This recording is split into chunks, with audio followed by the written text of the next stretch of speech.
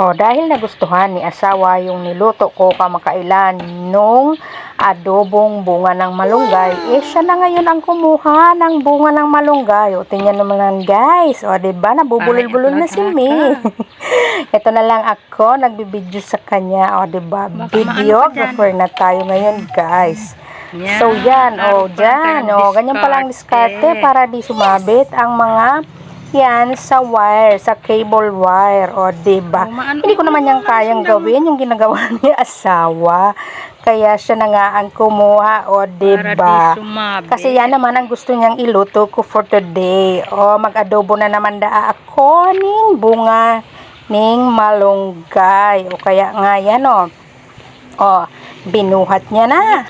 Siyempre, ang kapartner na naman kaya, ito yung bitis ning manok. O, diba?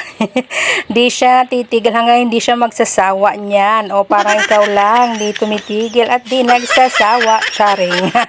O, inayos niya nga dyan yung cable wire kasi nga, ano na talaga yun, putol na. O, diba? Natamaan pa nitong malunggay na ito. O, kaya, o, itinapon yung magulang na doon. O, baka sakaling tumubo din yun doon.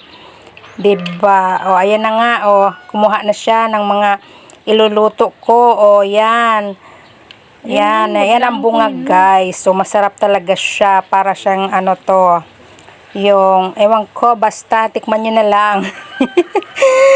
Pag may malunggay kayo, may ganyan, iluto nyo. Pwede siyang gisa, pwede din siya sa pakbit isama at sa adobo nga kasi masarap. O, diba? Inulit-ulit nga ni asawa. O, diba nga? O, ayan, ibinagay na nga sa akin. Dalhin ko na daw sa loob at anuin ko na, imuhin or balatang ko na. O, ayan na nga.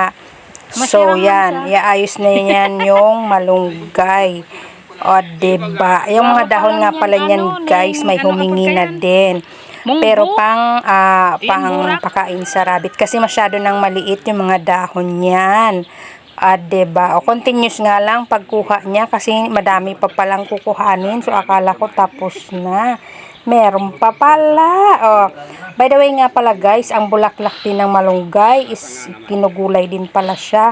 Alam nyo ba na ang lasa niyan is parang munggo lang? Yes, parang munggo. Kaya kung may ganyan kayo guys, umpisan nyo ng iluto. O, i-try nyo. Kasi ako isang beses ako niya nakatry is parang munggo nga ang lasa.